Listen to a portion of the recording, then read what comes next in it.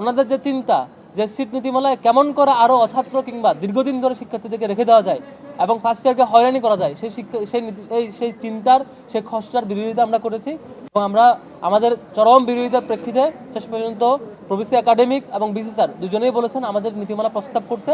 আমরা আপাতত মৌখিকভাবে বলেছি, পরে লিখিতভাবে বলবো।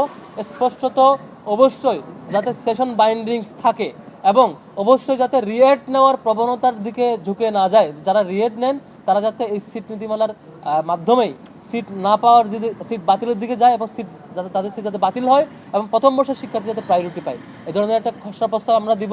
আশা করি খুব দ্রুত সেই প্রস্তাবিত, আমরা আপাতত মৌখিক প্রস্তাব করেছি। উদ্দেশ্য একটাই যে সেশন বাইন্ডিংস যাতে থাকে এবং বারবার পরীক্ষায় মাস্টার্সের রিয়েট নিয়ে হলে সিট নিয়ে থাকবার যে প্রবণতা সেটা যাতে বন্ধ হয়ে যায় এবং একই সাথে যেসব শিক্ষার্থীরা হলে রয়েছেন সিট মেয়াদ শেষ হয়ে গেছে তাদের যাতে আনুষ্ঠানিকভাবে বিদায় দেওয়ার একটা কালচার শুরু হয় এবং প্রত্যেক শিক্ষার্থী যাতে সিট পায় আর কি। আমরা আগামীকালকের মধ্যেই আমাদের দাসুর দিক থেকে লিখিত একটা প্রস্তাবনা দিব সিট নীতিমালা কেমন হওয়া প্রয়োজন, কেমন করে নীতিমালা থাকলে রিয়েট নেওয়ার প্রবণতা থাকবে না এবং প্রত্যেক শিক্ষার্থী নিয়মিত শিক্ষার্থী থাকবেন। একই সাথে আমরা বলেছি আপনাদের কাছে হল পর্যায়ে যে এক্সেল সিট রয়েছে, কোন সেশনের কারা কারা শিক্ষার্থী রয়েছে, প্রত্যেকের কম্পিউটার আছে হল অফিসে, সেগুলো খুব দ্রুতই তালিকা আকারে যাতে প্রকাশ করা হয় এবং তারা যাতে নির্দিষ্ট সময়ের মধ্যে চলে যায়।